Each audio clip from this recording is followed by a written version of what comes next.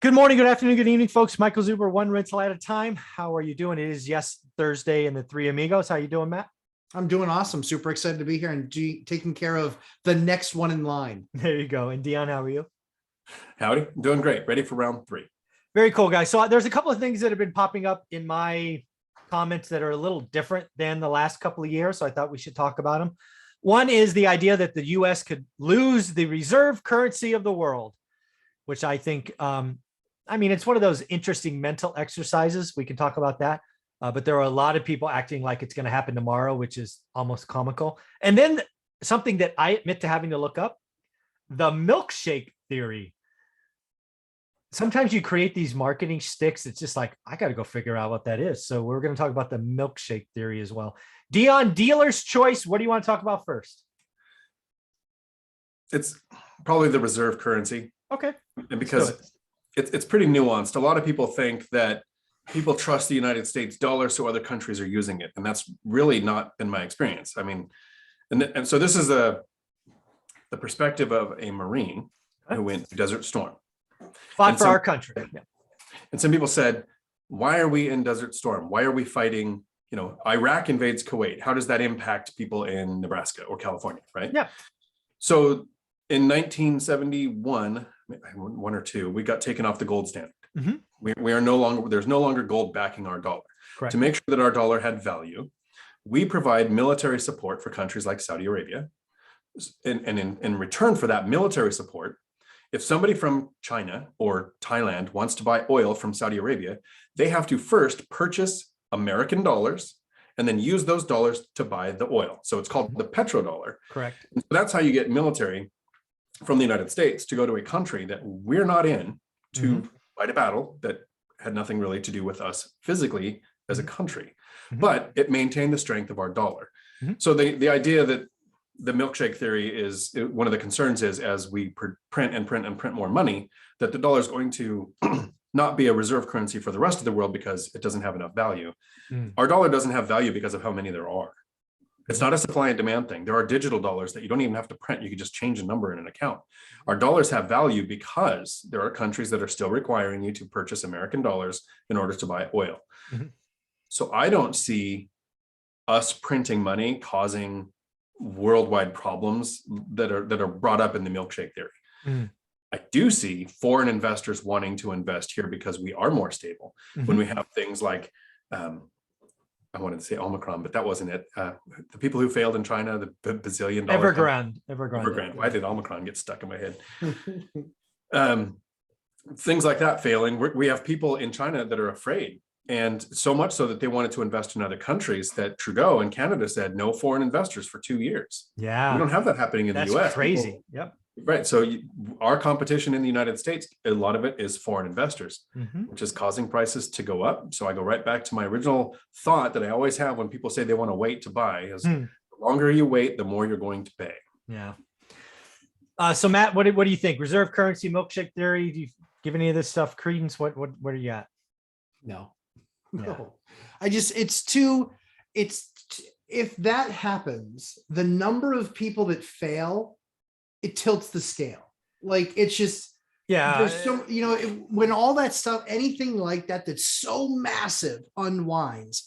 I'm not saying that it won't ever happen.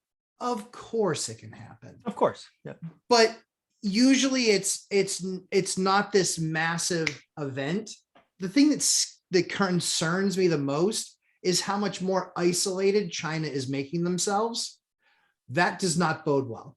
Yeah. The only reason a superpower, and that's what they are now, whether you like it or not, no question. The only reason a superpower financially and militarily isolates themselves is because they want to depend on no one and they're about to go pick a fight.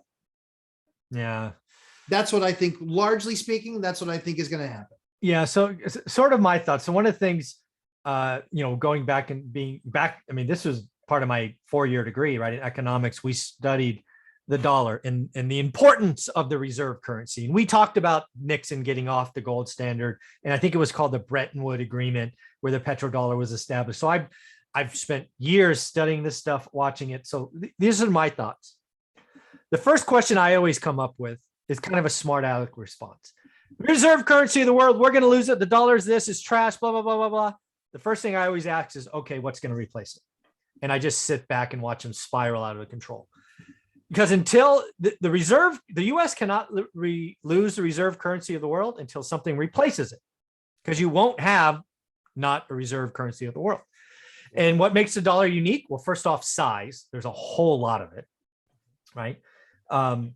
Second is it is backed by the rule of law. I mean, let's see what's going on in China today, right? China was a threat. It was without question, at least for a time, could have been seen as the next in line, the yuan or the renminbi or whatever they call it. Could have been.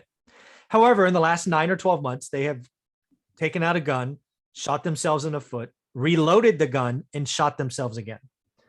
They've done things that make the rule of law disappear. They've created edicts. They've kidnapped billionaires and hid them for a while just to re-indoctrinate them. They've made tennis stars do this and this craziness. Mm-hmm. That is not a way to build faith in a worldwide economy. It is a way to have command and control. It is a way to make citizens do what you want, but it is not a way for the rest of the world to say, we're going to bet on you. Not happening. So, gone. Next up, largest economy is Japan, if I got my numbers right. Too small. The yen hasn't gone anywhere in 30 years. It's actually an economy that is aging the wrong direction. Deflation, not inflation. Then you could go to cryptocurrency. Well, okay, which one? Because they're not all equal. Bitcoin, this, that. It's not really. It's more like gold than a currency. Not happening. Ether, well, it's more like the web, not currency. Could crypto or a digital dollar or whatever, maybe.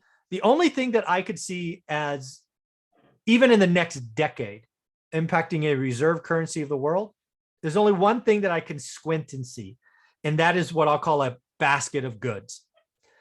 And a basket of goods is essentially, we throw in 12 of the biggest currencies, probably 1 or 2 cryptos as well. But here's the rub with that. Then you have to get exchange rates right? Because we're going to put in 2 Australian dollars and 1 Mexican peso and whatever it is.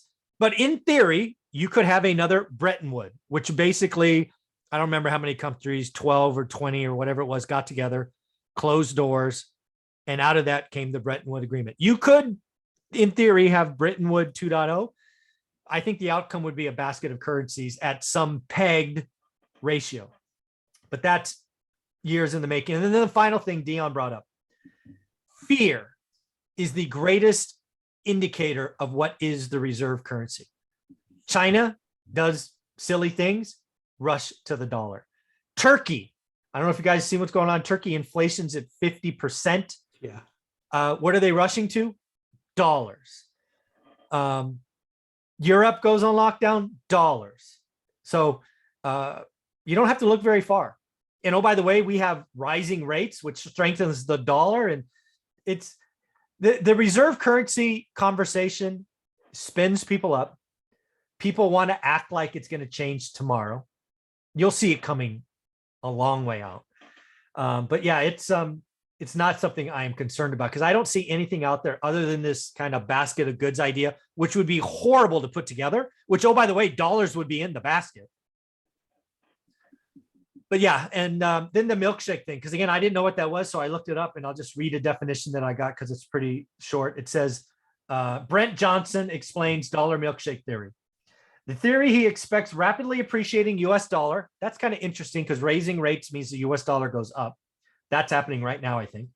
Appreciating US dollars over the next few years relative to other world currencies, because the US is relatively safer and stronger economy. So what I think he is saying is, we are going to suck in other things like, you know, the Oreo cookies and the M&Ms and the brownie pieces into our milkshake, which basically the US gets stronger and the rest of the world weaker, is I think what he's saying. Again, I didn't know what it was, so I looked it up.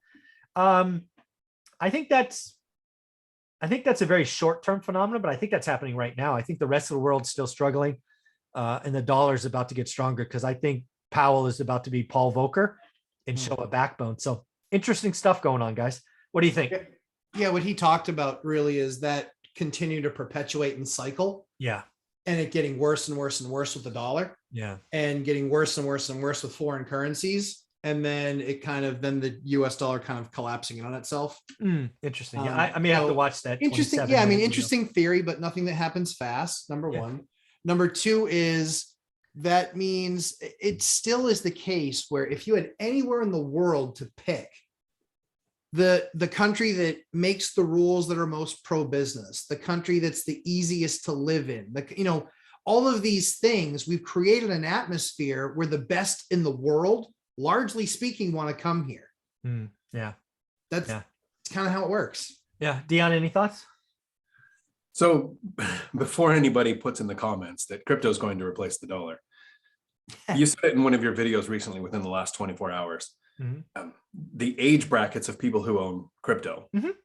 Younger people tend to own it, and over 50, like 3% own crypto. Correct. Because a lot of younger people haven't seen a .com crash or real estate crash. It's coming. And it's kind of like, and I'll relate this to transportation. When somebody's thinking about getting their CDL, sometimes people say, well, automated trucks are on the horizon. 50 years from now. Yeah. There's a lot of work to do between now and 50 years from now, because people can trust a driver. If a driver gets in an accident, they blame that driver, not the human species. As soon as an automated truck wipes out a family, people are going to go, that sets it back 15 years. We can trust asset classes. The first time crypto bites somebody, we can't trust that currency. So it in my mind, it's almost an impossibility. It can be a part of that basket of goods that you talked about. Probably will be. It won't be the thing where all of a sudden everybody in office just votes in, hey, let's make crypto the currency that everyone can use. There are some countries that are, what was it? El Salvador. El Salvador that did that. There are countries that are going to ban it. Yes. So El Salvador took it. And then says China, yes. I think. And then China says you can't have it. Yeah. Right. And a lot of people in the world don't understand the power that the Chinese government has. Right. Most of us our age remember growing up with the Chinese populace having a rule where you were allowed to have one child.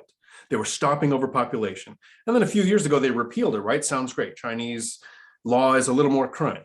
It is now a 2-child law. It's not like it's just gone and you can do what you want. That country can control its people to a point where crypto isn't something that people are going to in that country just do and hope that the country doesn't come down on them. So my faith is still in the dollar. Yeah, I mean, there's nowhere else to go. So we'll go back to you, Dion. Where can people find you? Right here on YouTube, Dion Talk Financial Freedom. Live streams are Tuesday afternoons, 4 p.m. I stay until the questions stop coming in. Amazing. And Matt? 8 p.m. Eastern time tonight, Mr. and Mrs. Lumberjack Landlord. We answer couples questions. Bring them all. We'll answer pretty much anything. And then 11:30 a.m. Eastern time Sunday, we go for about 3 hours. Yeah, they're both a lot of fun. So you guys are amazing. Thanks, guys. Thanks, Mike.